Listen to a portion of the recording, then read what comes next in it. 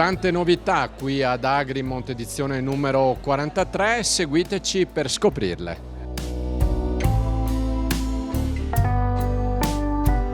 Le crisi vengono, no? Ogni tanto capitano. Noi viviamo in un momento in cui vediamo conflitti, vediamo comunque anche i problemi climatici che ci sono, che comportano poi anche queste situazioni.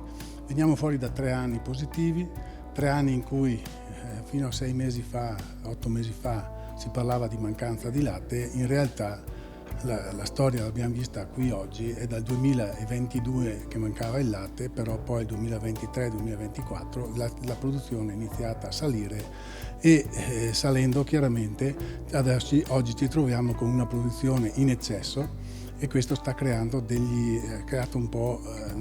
sta creando delle problematiche a livello commerciale, tant'è vero che il latte spot, che è il latte diciamo senza contrattazione, che è andato a prezzi veramente, io direi, vergognosi.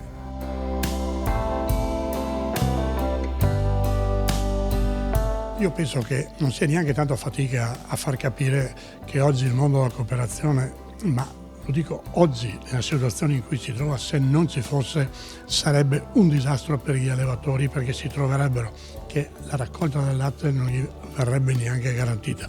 Ma quando parliamo di cooperazione, di storia di cooperazione, per quanto riguarda il Soligo parte del 1883, ma nel Bellunese c'è storia di che la cooperazione è partita ancora prima del 1883, perciò vuol dire che era sentita a quegli anni che da soli non si va da nessuna parte. Unindosi, trasformando il prodotto e pubblicizzando i prodotti si ha questi risultati.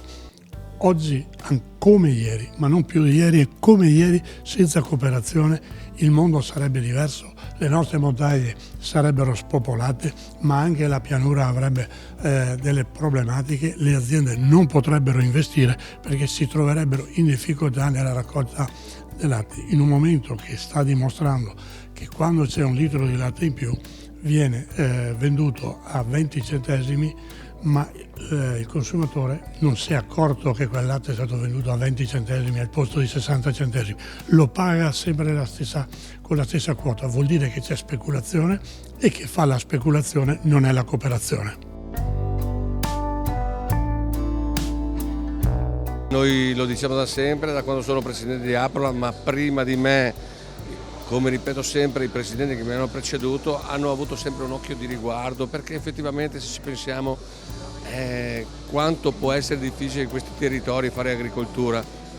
Secondo noi sono proprio degli eroi i giovani che si affacciano al mondo produttivo e pensano di ridare a noi quella qualità che effettivamente la montagna riesce a produrre. Io lo dico sempre, le zone diciamo così più difficili sono quelle che hanno fatto la storia del nostro lattiero caseario. Pensiamo a 4 DOP importanti: Monte Veronese, Asiago, Montasio e Piave. Effettivamente sono DOP di zone prettamente svantaggiate. Loro hanno saputo dare valore a quelle che sono le produzioni e noi siamo sempre riconoscenti ai produttori di montagna.